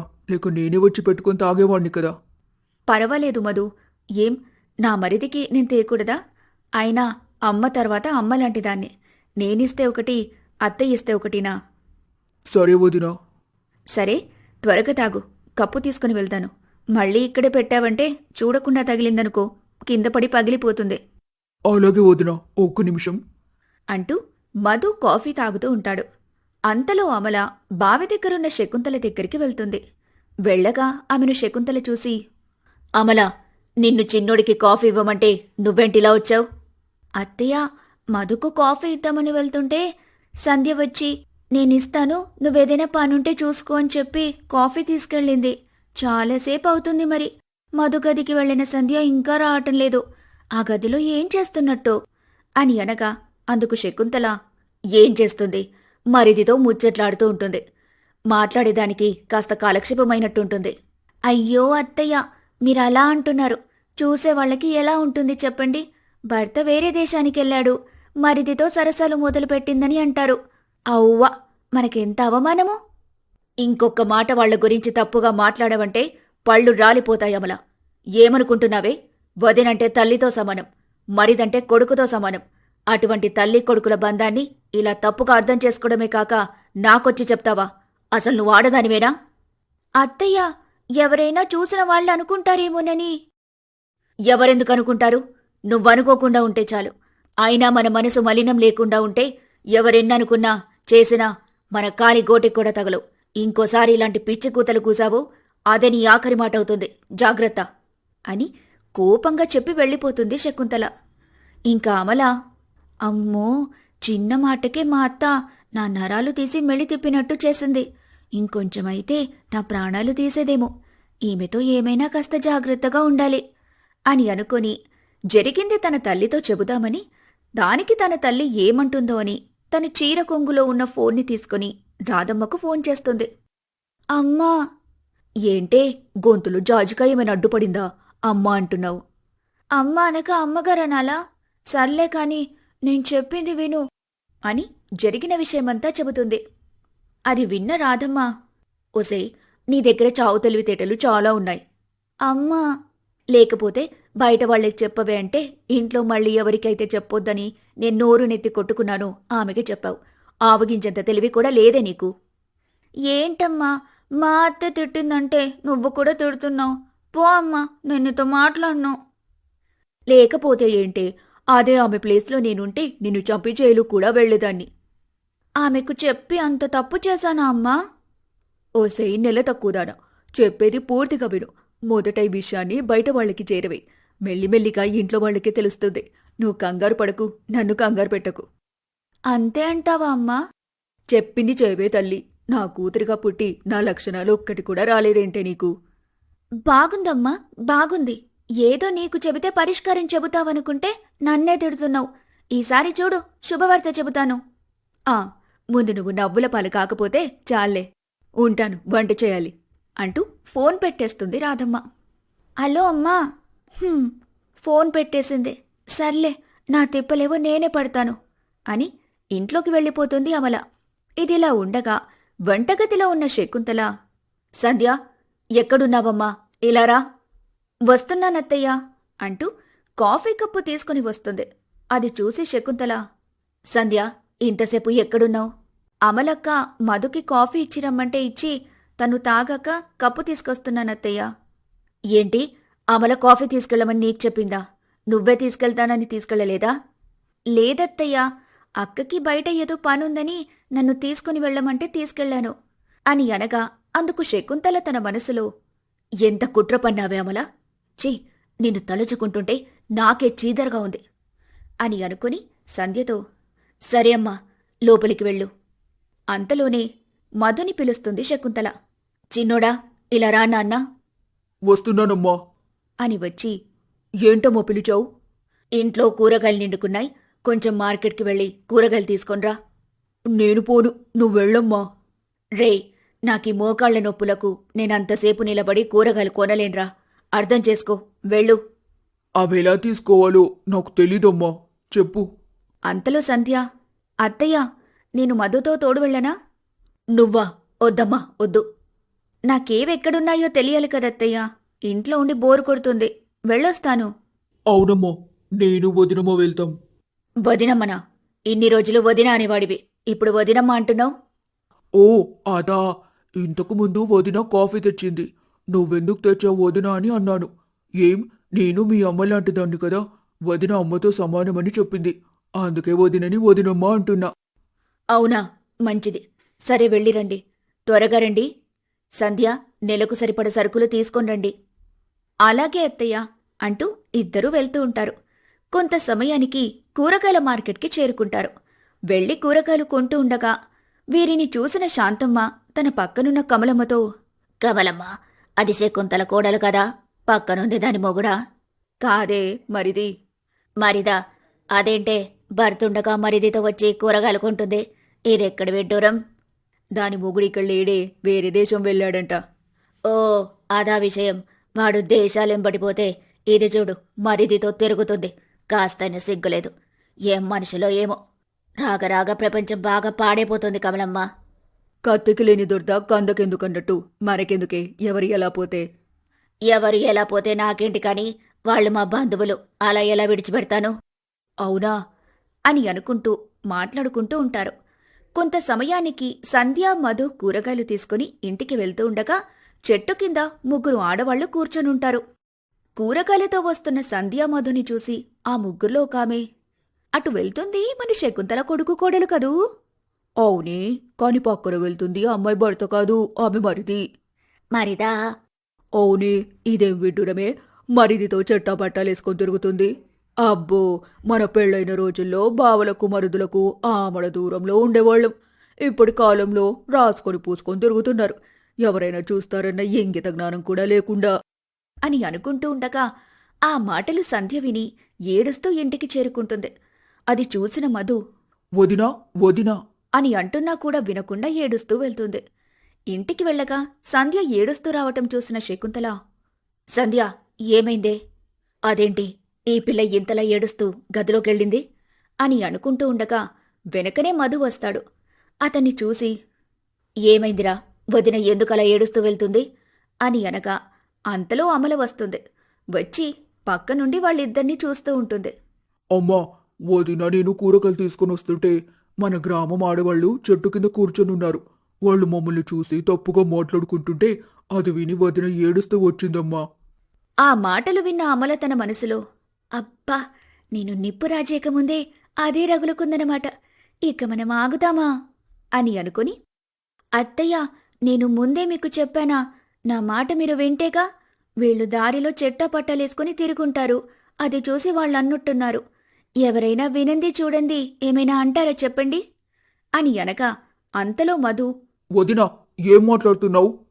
అంతలో శకుంతల, అమలా, అసలు ఛీ, నిన్ననడానికి నాకే సిగ్గుగా ఉంది, పో, నీ మొహం కూడా నాకు చూపించకు ఆ ఇప్పుడు నేనేమన్నానని వాళ్ళనుకునేదేగా నేను చెప్పింది. అయినా నిప్పులిందే పొగొస్తుందా ఏంటి అంటూ వెళ్తుంది. అది విన్న శకుంతల, అయినా మిమ్మల్ని పంపించకుండా ఉండాల్సిందే. మీరు ఎలాంటి వాళ్ళో నాకు తెలుసు. మీరేం బాధపడకండి. సరే, నువ్వు లోపలికి వెళ్ళు మధు, నేను వదిన దగ్గరికెళ్తాను అని సంధ్య దగ్గరికి వెళ్తుంది శకుంతల. వెళ్ళగా సంధ్య ఇంకా ఏడుస్తూనే ఉంటుంది. అది చూసిన శకుంతల, అమ్మా సంధ్య, బాధపడకమ్మా. బాధపడకుండా ఎలా ఉండమంటారత్తయ్య? ఊర్లో వాళ్ళు చూడండి ఎలా అనుకుంటున్నారో. అసలు వాడు నా తమ్ముళ్లాంటివాడు. వాడితో ఛ, ఎలా మాట్లాడుతున్నారో చూడండి అత్తయ్య. అమ్మా సంధ్య, నరం లేని నాలుక ఎన్ని మాటలైనా అంటుంది. అవన్నీ పట్టించుకుంటే ఎలా చెప్పు? మా తల్లివి కదా, ఏడవకమ్మా.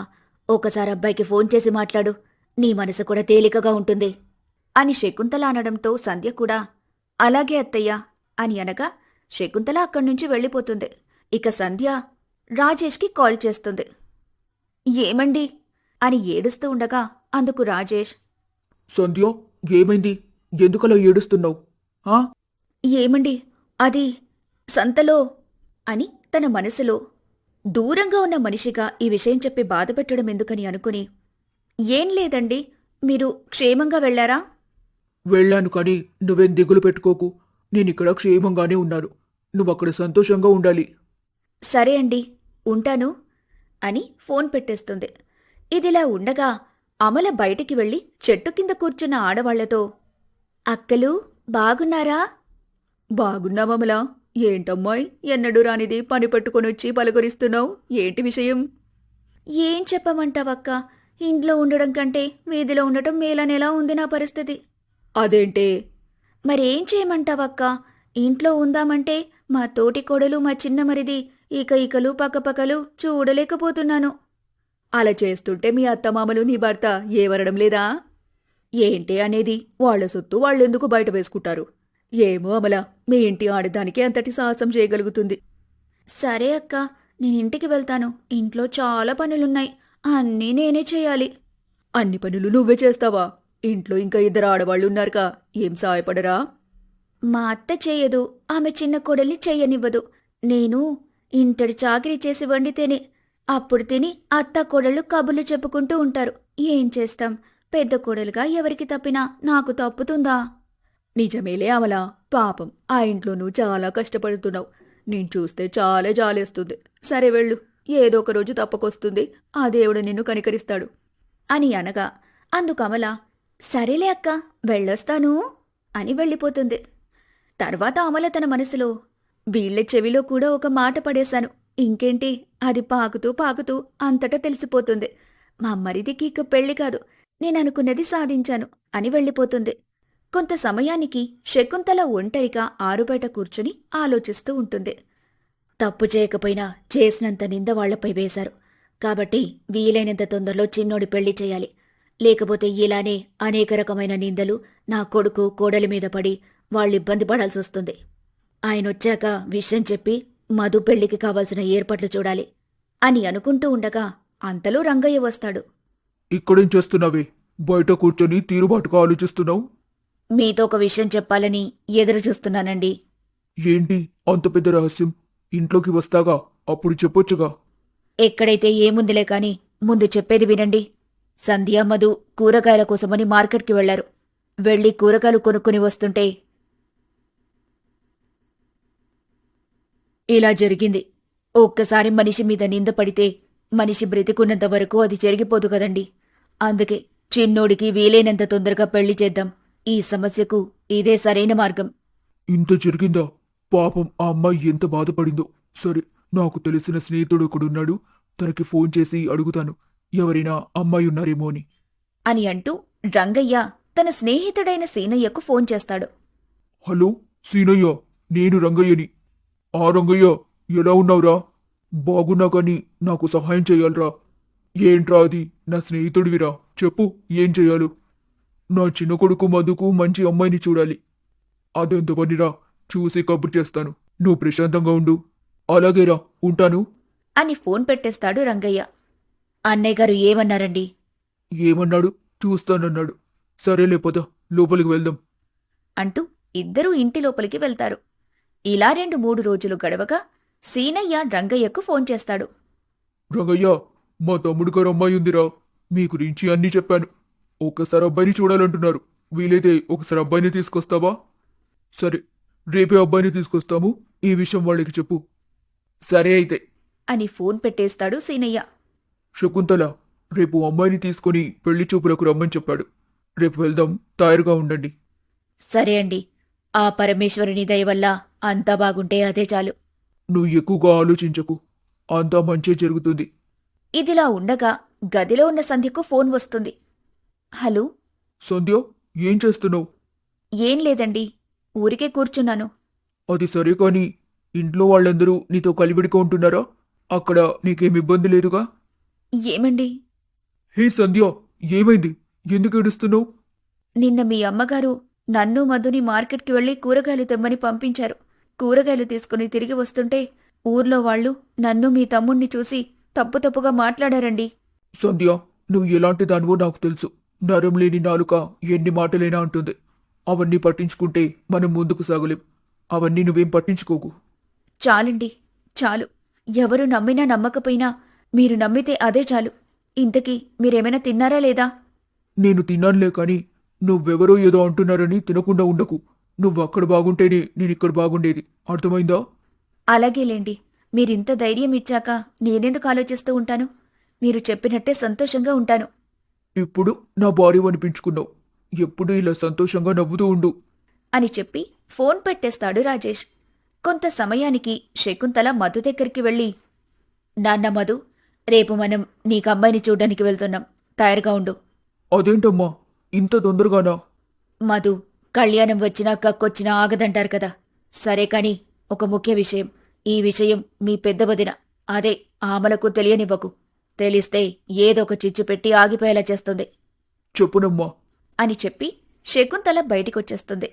మరుసటి రోజు ఉదయం రంగయ్య, శకుంతల, మధు, సీనయ్య కలిసి పెళ్లివాళ్ల ఇంటికి వెళ్తారు. వెళ్లివారిని కలిసి, ఇతనే పెళ్లి కొడుకు. మీకు నచ్చితే ఈ మిగిలిన విషయాలు మాట్లాడుకుందాం అని అనటంతో పెళ్లికూతురు తండ్రి, అబ్బాయి మాకు నచ్చాడు. బాబు, నీకు అమ్మాయి నచ్చిందా? నాకు నచ్చిందండి. అమ్మా అంజలి, మరి నీకు? నాకు నచ్చాడు నాన్న. మీ అమ్మాయి మాకు బాగా నచ్చింది. అన్ని విధాలుగా మాకు ఓకే. కానీ పెళ్లి మాత్రం మా దగ్గరే జరగాలి. అది మా ఆనవాయితండి. పర్వాలేదండి, మీ ఇష్టం. మీకు నచ్చిన దగ్గరే పెళ్లి చేద్దాం. సంతోషమన్నయ్య. మంచి రోజు చూసి కబురు చేస్తాం. ఇక మేము వెళ్ళొస్తాం అని చెప్పి అందరూ వెళ్ళిపోతారు. కొంత సమయానికి ఇంటికి వెళ్ళగా వాళ్ళని చూసిన అమల, ఎక్కడికో వెళ్ళొస్తున్నట్టున్నారే? అవును, వెళ్ళొస్తున్నాం. ఏం, ఎక్కడికి వెళ్లాలన్నా ఏం చేస్తున్నామన్నా అన్నీ నీకు చెప్పాలా? చెప్పాలి. ఎందుకంటే ఈ ఇంటి పెద్ద కోడల్ని కాబట్టి. పెద్ద కోడలంట? ఏవండి, ఇది విన్నారా? పెద్ద కోడలు కాబట్టే బయట వాళ్లకంటే ముందే ఇంట్లో వాళ్ళకి రంకెలు కట్టే కోడలు ఎక్కడైనుంటుందా? శకుంతల, తనతో గొడవెందుకు? అవునమ్మా, పద. వెళ్ళండి. ఒక కోడలిగా ఎక్కడికి వెళ్లారంటే కూడా చెప్పడం లేదు. ఈ ఇంట్లో నాకు మర్యాదే లేదు అని ఏడుస్తూ ఉండగా అందుకు శకుంతల, అమ్మా తల్లి, నువ్వేడ్చి ఇంకా ఈ కొంపను కొల్లేరు చేయకు. మేము ఎక్కడికి వెళ్ళలేదు. మా బంధువులింటికి వెళ్ళాం. సరే, ఇప్పుడు చెప్పాను కదా, ఆ ఏడుపాపు చూడలేక చస్తున్నాం. ఈ మాట ఇంతకు ముందు అడిగినప్పుడు చెప్తే అయిపోయేదిగా. అనవసరంగా నన్నేడిపించారు. ఒంట్లో ఓపిక మొత్తం పోయింది. వెళ్ళి ఏదైనా పండ్ల జ్యూస్ చేసుకునైనా తాగాలి అని అనుకుంటూ వంటగదిలోకి వెళ్తుంది. చూసారా అండి, మీ కోడలి తెలివితేటలు ఎలా ఉన్నాయో? ఏం చేస్తాం, మా నోడు నోట్లో నాలిక లేనివాడు కాబట్టి దీనికి చెల్లుబాటవుతుంది. వాడు కనుక ఒక తన్ను తంతే అన్నీ వాటికవే సర్దుకునేవి. తనతో ఎందుకు? మన కోడల్ని మనం బయట వేసుకుంటే మన పరువు పోవడమే కాదు, మన అబ్బాయి పరువు కూడా పోతుంది అని శకుంతలతో అంటాడు రంగయ్య. 2 రోజుల తర్వాత సీనయ్య రంగయ్యకు ఫోన్ చేస్తాడు. రంగయ్య, వెళ్ళి 2 రోజులవుతుంది. ముహూర్తాలు చూపించారా లేదా? కొంచెం పనిలో పని చూపించలేదురా. ఈ రోజు ఆ పని మీదే బయటికి వెళ్ళాలనుకుంటున్నాం. చూపించాక నేనే మళ్ళీ ఫోన్ చేస్తాను. అలాగేరా అంటూ ఫోన్ పెట్టేగా రంగయ్య పంతులుగారి దగ్గరికి వెళ్తాడు. అయ్యో, మా చిన్నబ్బాయికి సంబంధం కుదిరింది. పెళ్లికి ఒక మంచి ముహూర్తం చూసి చెప్పండి. అలాగేనయ్యా అంటూ పంచాంగం చూస్తూ ఉంటాడు పంతులు. అయ్యా, అబ్బాయి అమ్మాయి పేర్లు. అబ్బాయి పేరు మధు, అమ్మాయి పేరు అంజలి. వీళ్ళ పేర్లు తిథులు బాగున్నాయి.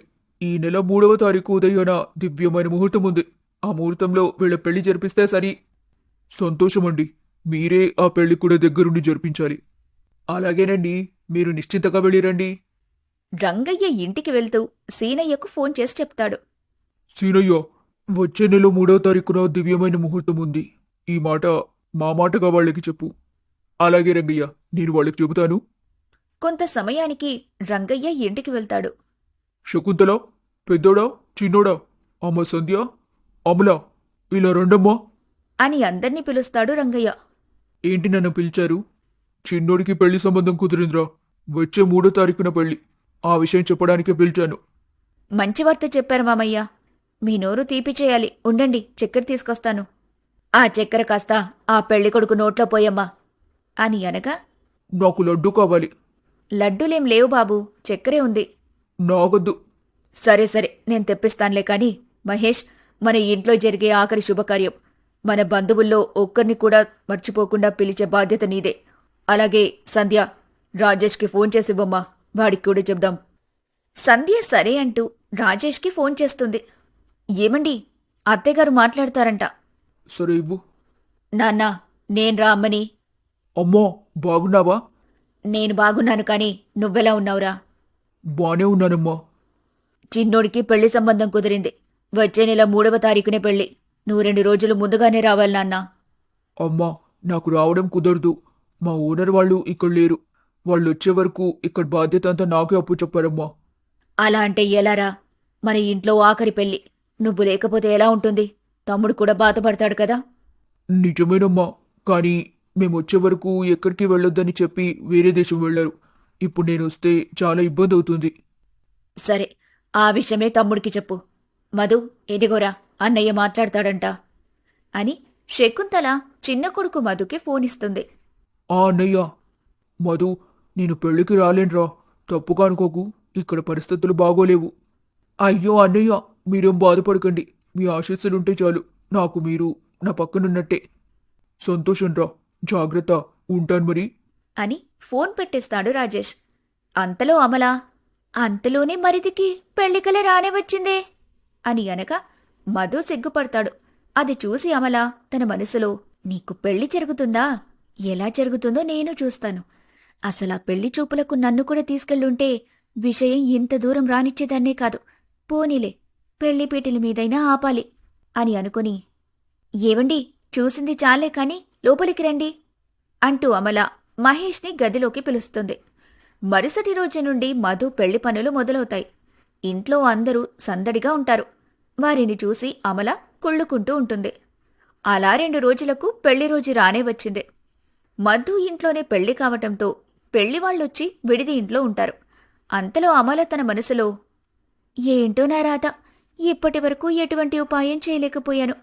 ఇంకెక్కడి పెళ్లాపగలను అని అనుకుంటూ ఉండగా అంతలో రంగయ్య వచ్చి, అమలా, పెళ్లి వాళ్ళొచ్చారు. వాళ్ళకి పానకం ఇవ్వడానికి వెళ్ళిరా అమ్మా. నేనా? అవునమ్మా, నువ్వే వెళ్ళాలి. ఇంటి పెద్ద కోడలివి కదా.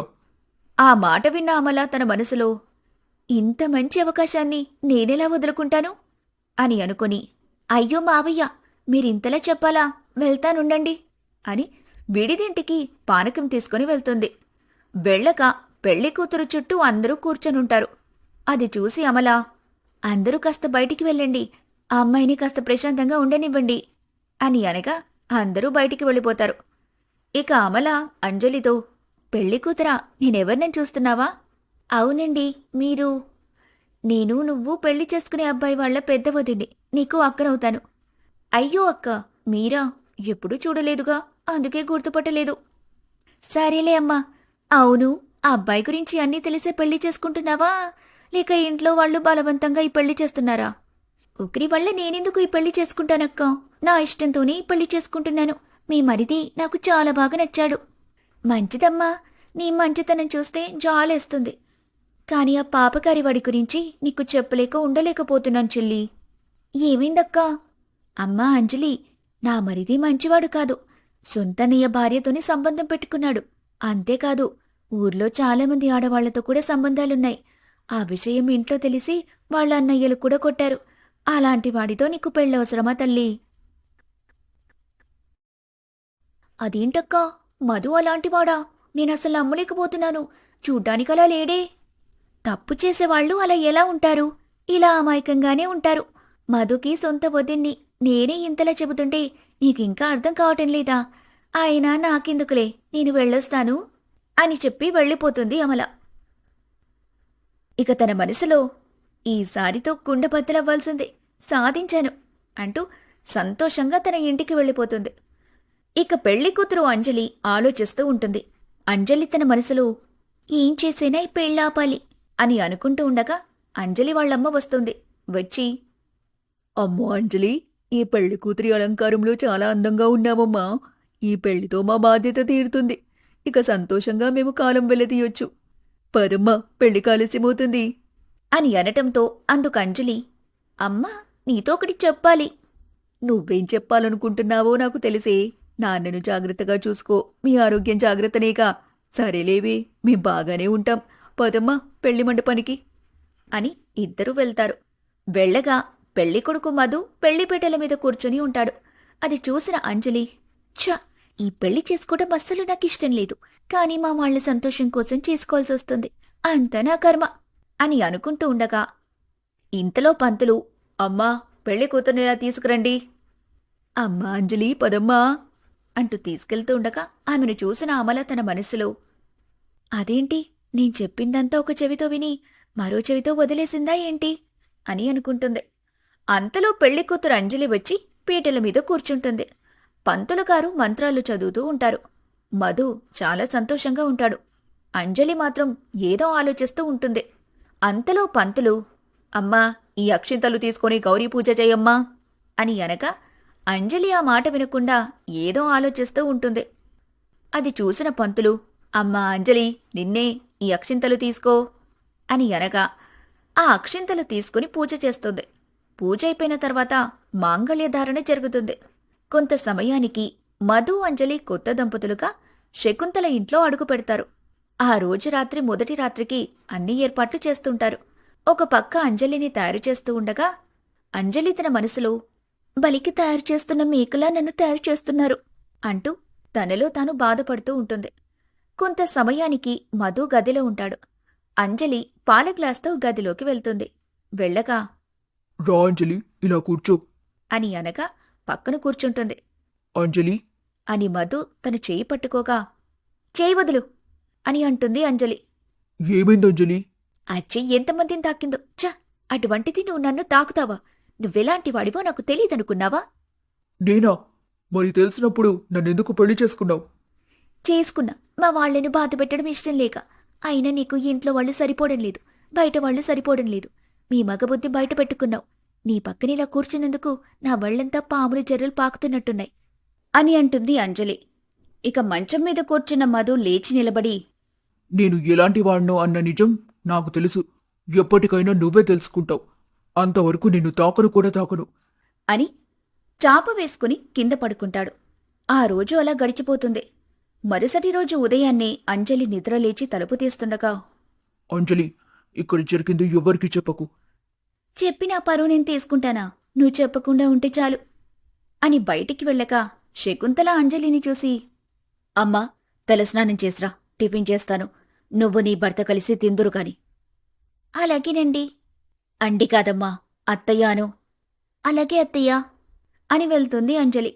కొంత సమయానికి అంజలి వంటగదికి రాగా అమలా సంధ్య శకుంతల దగ్గరుంటారు. వారిని సంధ్య చూస్తూ ఉండగా, ఏంటమ్మా అలా చూస్తున్నావు? వీళ్ళు నీ తోటి కోడళ్ళు అమలా సంధ్య. మా పరిచయం ఎప్పుడో అయిపోయిందత్తయ్యా. అవునత్తయ్యా, అక్క తెలుసు. మరి నేం తెలీదా? తెలుసు తెలుసు, పెళ్లికి ముందే మీ గురించి తెలుసుకున్నా అని గదిలోకి వెళ్తుంది. ఒకరోజు అంజలి మధు గదిలో ఉండగా శకుంతల వచ్చి, అమ్మా అంజలి, మధు మీకు కొత్తగా పెళ్ళైంది. సరదాగా ఎక్కడికైనా 2 రోజులు వెళ్ళి గడిపిరండి. ఇదిగో డబ్బు అని డబ్బులిచ్చి వెళ్తుంది శకుంతల. నేను నీతో బయటికి రావడమా? ఇంట్లో ఉన్న వదిన బయటున్న వాళ్లతో తిరిగింది చాలదా?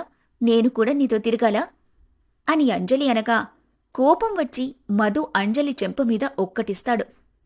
నన్నే కొడతావా? నేనేం తప్పుగా మాట్లాడాను? జరిగిందేగా నేననింది. అది నిజమని నీకెవరు చెప్పారు? ఎవరో చెబితే నేనెందుకు నమ్ముతాను? స్వయంగా మీ పెద్ద వదిన అమలే చెప్పింది అని అనగా మధు ఆశ్చర్యపోతాడు. ఏ నిజం తెలిసిందని కంగారు పడుతున్నావా? అయినా కడుపులో బిడ్డని దాగిన నిజాన్ని దాచడం చాలా కష్టంలేండి అని అనగా నోర్ముయ్, ఇంకో మాట మా వదినమ్మ గురించి మాట్లాడావంటే మర్యాదగా ఉండదు. ఆమె ఎవరనుకుంటున్నావు? మా అమ్మ. అమ్మ కంటే ఎక్కువ తెలుసా? నన్నొక కొడుకులా చూసుకుంటుంది. కాని ఎప్పుడూ కూడా తప్పుడు అభిప్రాయంతో మా వదినమ్మ నాతో ఉండదు. ఒక ఆడమనిషి మీద ఇంత నింద వేశారే, మీరాడవాళ్ళని మర్చిపోయారా? అయినా ఇన్ని రోజుల నుంచి చూస్తున్నావు. నేను ఎలాంటి వాడినో నీకు తెలీదా? అయినా తల్లి కొడుకుల బంధం ఎలానో మా వదినమ్మ నాది అదే బంధం. ఎవరెన్ని మాట్లాడినా నేనేంటో నాకు తెలుసు. మా వదినేంటో నా తల్లిదండ్రులకు తెలుసు. నీకేం తెలుసే? అని బాధపడుతూ బయటికి వెళ్తాడు. దాంతో అంజలి తన మనసులో ఆయన చెప్పింది కూడా నిజమే. ఎవరో చెప్పిన మాటలు విని నా భర్తని నిందించడం సరైన పద్ధతి కాదు. అసలు నిజమేంటో తెలుసుకోవాలి అని అనుకుంటుంది. అంతలో అమల అంజలి దగ్గరికి వస్తుంది. అమ్మా అంజలి, ఏం చేస్తున్నావు? ఏం లేదక్కా. అమ్మా అంజలి, నువ్వా సంధ్యని ఇంకా అసహించుకో. నీ భర్తని చెప్పు చేతుల్లో పెట్టుకో. నీకిష్టం లేకపోతే నీ భర్త నుంచి విడిపో. ఒక అక్కలా కాదు, తోబుట్టువులా చెబుతున్నాను అని అమల అంజలితో చెబుతుంది. అప్పుడంజలికి అమల కావాలనే ఇదంతా చేస్తోందని అర్థమై, అనవసరంగా నా భర్తను తప్పుగా అర్థం చేసుకున్నానని మనసులో అనుకుని, అక్క, ఒక పని చేద్దామా?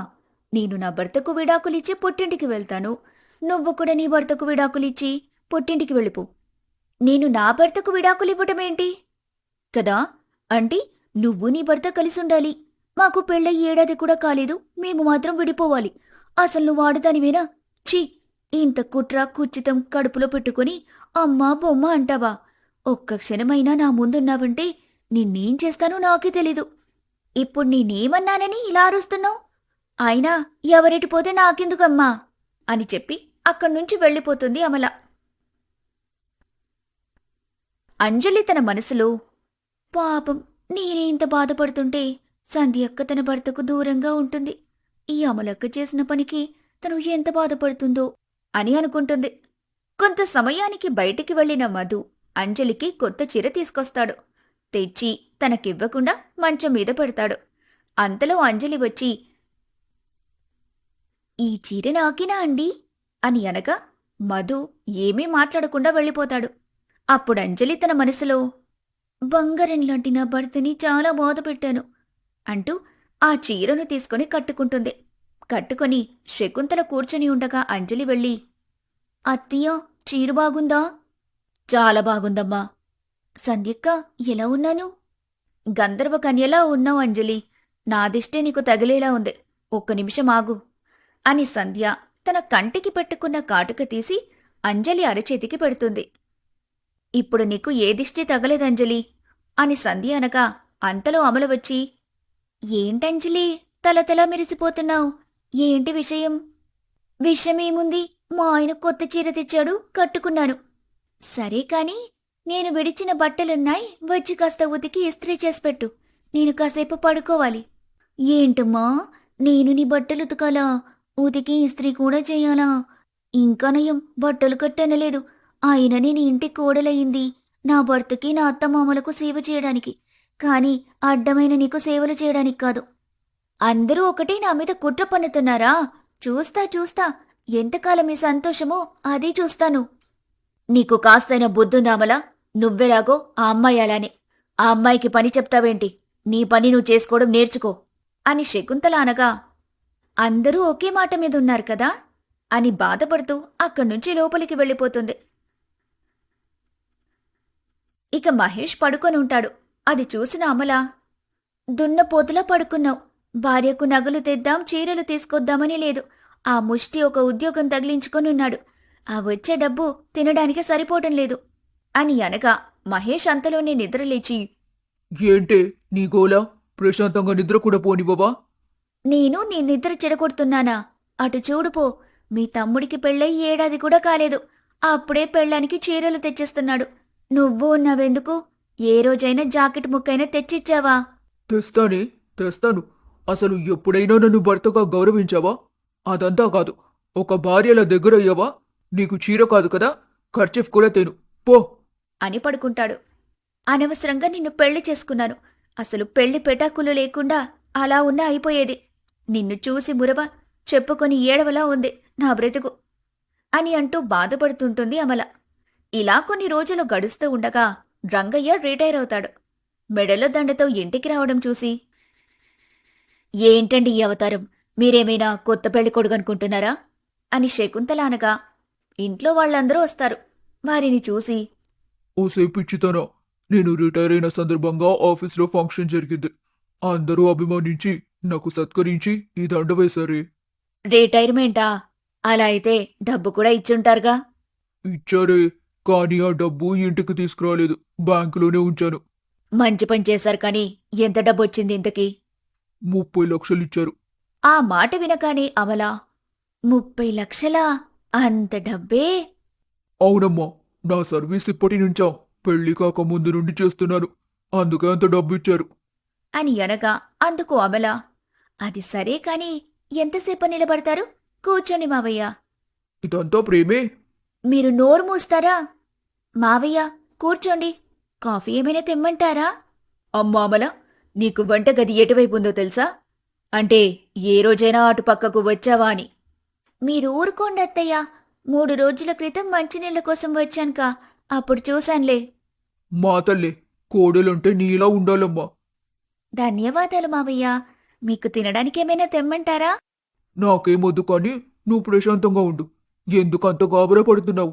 ఎందుకంటే అంత డబ్బు ఇచ్చారన్నారుగా, ఆ సంతోషంలో ఏం మాట్లాడుతుందో తనకే అర్థం కావటం లేదు. సర్లే, గదిలోకి వెళ్ళి కాస్త విశ్రాంతి తీసుకోండి మీరు. నేను వెళ్ళి కాఫీ తీసుకొస్తాను. ఇప్పుడే వద్దన్నారుగా, ఇప్పుడేం కాఫీలే కాని డబ్బెప్పుడిస్తున్నారు మావయ్యా? ఎవరికమ్మా? ఎవరికేంటి, నాకే. నీకు నేనెందుకు ఇవ్వాలి? ఈ ఇంటి పెద్ద కోడల్ని కాబట్టి. పెద్ద కోడలైతే నీకు ఇవ్వాలని పట్టా ఏమైనా రాయించుకొని నాతో సంతకం ఏమైనా చేయించుకున్నావా? మాట మాట్లాడితే చాలు పెద్ద కోడలు పెద్ద కోడలు. దేనికి నీ పెద్దరికం చూపించవు. అసలు ఏ రోజైనా పెద్దగా నీ బాధ్యత చూపించావా? చాలా చక్కగా అడిగారండి. ఈ రోజు మన దగ్గర డబ్బుందని అనగానే కాఫీ తేనా మంచినీళ్లు తేనా తినడానికేమైనా తీసుకురానా అని అడుగుతుంది. ఏ రోజైనా తన చేత్తో వండి పెట్టిందా అని శకుంతల కూడా అనింది. ఆ ఆ డబ్బు ఎలా నా చేతికి రాదో నేను చూస్తాను అని మనసులో అనుకుని పొగరుగా గదిలోకి వెళ్ళిపోతుంది. మహేష్ కూడా అమల వెనకాలే వెళ్ళాడు. మావయ్య, అక్క మాటలు మీరేం పట్టించుకోకండి. ఆమంతే. అత్తయ్య చెప్పినట్టు మీరు వెళ్లి ముందు విశ్రాంతి తీసుకోండి అలాగేనమ్మా అంటూ గదిలోకి వెళ్తాడు రంగయ్య. ఇక అంజలి శకుంతలతో, ఏంటత్తయ్యా, అమలక్క రోజురోజుకు ఇలా దిగజారిపోతుంది. దిగజారడమే కాదమ్మా, ఇంట్లో కావాలని కొత్త కొత్త సమస్యలు ఏర్పరుస్తుంది. ఏం చేస్తామమ్మా, మీ బావని చూసావుగా, వాడు గట్టిగా ఏమనలేడు, భయమూ చెప్పలేడు. అందుకే అదలా తయారైంది. మీరేం బాధపడకండత్తయ్యా, అక్కని మార్చి మంచి మార్గంలో నడిపే బాధ్యత నాది. మీరు సంతోషంగా ఉండండి. సరేనమ్మా, మీరేమైనా చెయ్యండి. అమల మాత్రం మంచిగా మారి ఇంట్లో వాళ్లతో సంతోషంగా కలిసుండాలి. చెల్లి చెప్పిందిగా అత్తయ్యా, అలానే చేద్దాం అని సంధ్య కూడా అనటంతో, అత్తయ్యా, అందరున్నప్పుడు మీరొచ్చి మీరు ముగ్గురు ఇక్కడే ఉంటూ వేరువేరు కాపురాలు పెట్టండనండి. అప్పుడు అక్క తన పని తను ఎలా చేసుకుంటుందో అప్పుడు అర్థమవుతుంది. అంతేకాకుండా ఉమ్మడి కుటుంబం యొక్క విలువ కూడా తెలుస్తుంది. నాకు పూర్తిగా అర్థమైందమ్మా. ఈ విషయం ఇంట్లో మగవాళ్లకు తెలియనివ్వకండి. ముఖ్యంగా సంధ్య, రాజేష్కు చెప్పకు, వాడు బాధపడతాడు. అలాగే అత్తయ్యా. మరుసటి రోజు శకుంతల, అమల, మహేష్, అంజలి, మధు, అమ్మ సంధ్య ఇలా రండి అని అనగా అందరూ హాల్లోకొస్తారు. ఇంతలో అమల, ఏంటత్తయ్యా పిలిచారు? చెప్తా. మీరీ రోజు నుండి వేరు కాపురాలు పెట్టాలి. మేము కూడా వేరుగా ఉంటాం. మీ మావయ్య ఎన్ని రోజులు ఉద్యోగం చేశాడు కాబట్టి ఇంట్లో ఏ లోటు లేకుండా గడిచిపోయింది. కాని ఇప్పుడు పనిలేక ఇంట్లోనే ఉంటున్నారు. మిమ్మల్ని సాకడం మా వల్ల కాదు. మీరు ఎవరి భర్తతో వాళ్లు వేరుగా ఉండండి. వేరేగా ఉంటే ఆ డబ్బు మాకిస్తారా? డబ్బిస్తే చివరిగా మేము మూలన పడితే మమ్మల్నెవరు చూస్తారమ్మా? అంత సాహసం మేం చెయ్యం కాని ఈ రోజు నుండి ముగ్గురు 3 కుండలు పెట్టుకుని వండుకొని తినండి అని చెప్పి వెళ్ళిపోతుంది శకుంతల. దాంతో అమల తన మనసులో, అందరూ ఎలాగో అలా వండుకొని తింటారు, నా పరిస్థితి ఏంటి? నాకు పని రాదు, పాట రాదు. ఒకరు వండి పెడితే తిని కూర్చోవడం తప్ప అని అనుకుని గదిలోకి వెళ్ళిపోతుంది.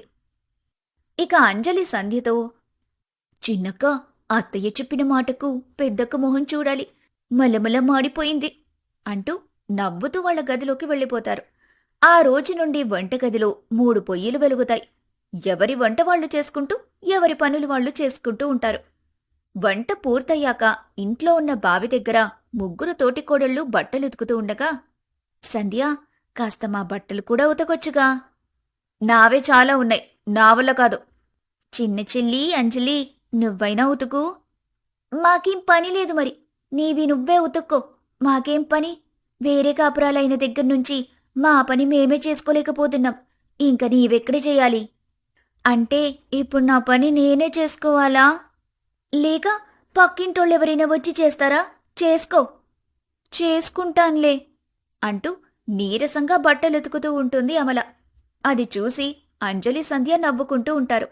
అలా రోజులు గడుస్తూ ఉండగా ఎవరి పనులు వాళ్ళు చేసుకుంటూ ఉంటారు. ఒకరోజు శకుంతలకు ఆరోగ్యం బాగోదు. అలానే పడుకొని జ్వరంతో మూలుగుతూ ఉండగా సంధ్య చూసి, ఏమైందత్తయ్యా? అయ్యో, జ్వరం వచ్చినట్టుందే. అంజలి, అంజలి, ఇలా రామ్మా అని అనగా అంజలి వచ్చి, అక్క, పిలిచారా? అయ్యో, అత్తయ్యకేమైందక్కా అలా మూలుగుతున్నారు? అత్తయ్యకు జ్వరం వచ్చింది, పద హాస్పిటల్కి తీసుకెళ్దాం. అలాగే అక్క, పద అని ఇద్దరూ శకుంతలని హాస్పిటల్కి తీసుకెళ్తూ ఉండగా ఇంతలో అమల వచ్చి, ఏమైంది? ఏదో హడావిడిగా తీసుకెళ్తున్నారు. అత్తయ్యకు జ్వరం వచ్చి ఓపిక లేకుండా పడిపోయారు, అందుకే హాస్పిటల్కి తీసుకెళ్తున్నాం.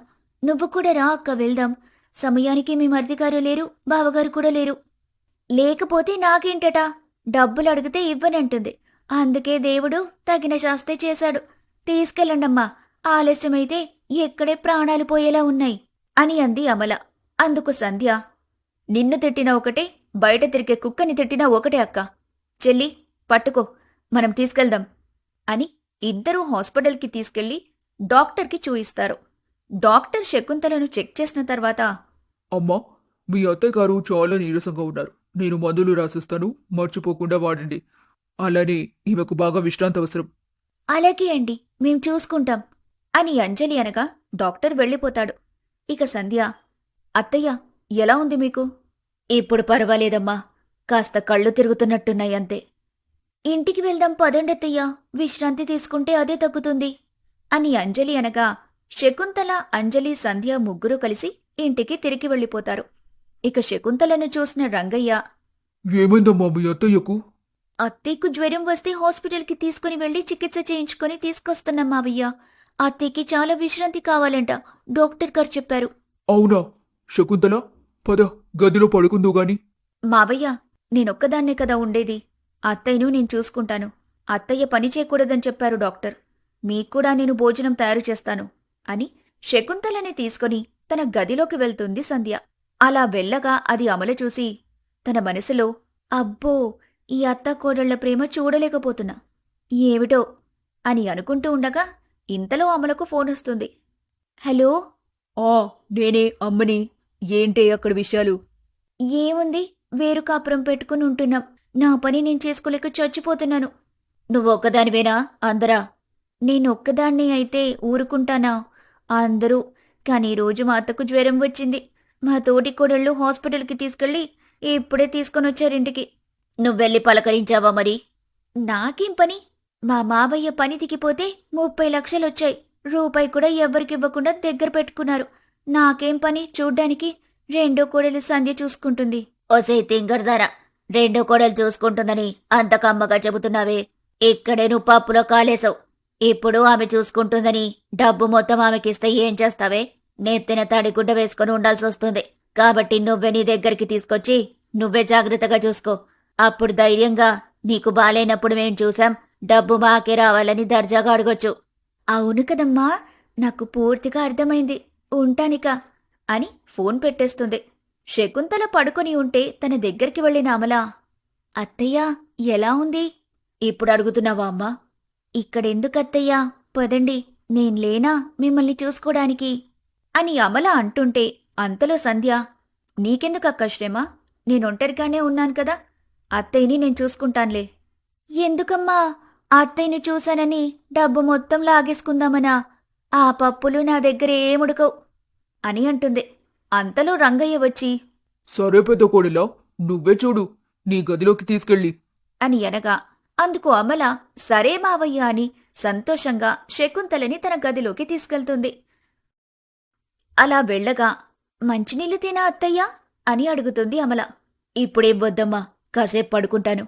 అలాగే అయితే మీరు తినడానికి ఏదైనా వండుతాను అని ఇడ్లీ తయారు చేయడానికి వంటగదిలోకి వెళ్తుంది. అది చూసి అంజలి సంధ్యతో ఏంటక్కా, ఇది కలనా నిజమా? నేను చూసుకుంటానని తీసుకెళ్ళింది. చూద్దాం ఎలా చూసుకుంటుందో అని మాట్లాడుకుని ఇద్దరూ వాళ్ల గదుల్లోకి వెళ్ళిపోతారు. అంతలో అమల శకుంతల దగ్గరికి వచ్చి అత్తయ్యా, ఇదిగోండి వేడివేడి ఇడ్లీ, తినండి, మీకోసమే తీసుకొచ్చాను అని అనగా ఇలా ఇవ్వమ్మా అని తీసుకుని తింటూ ఉంటుంది శకుంతల.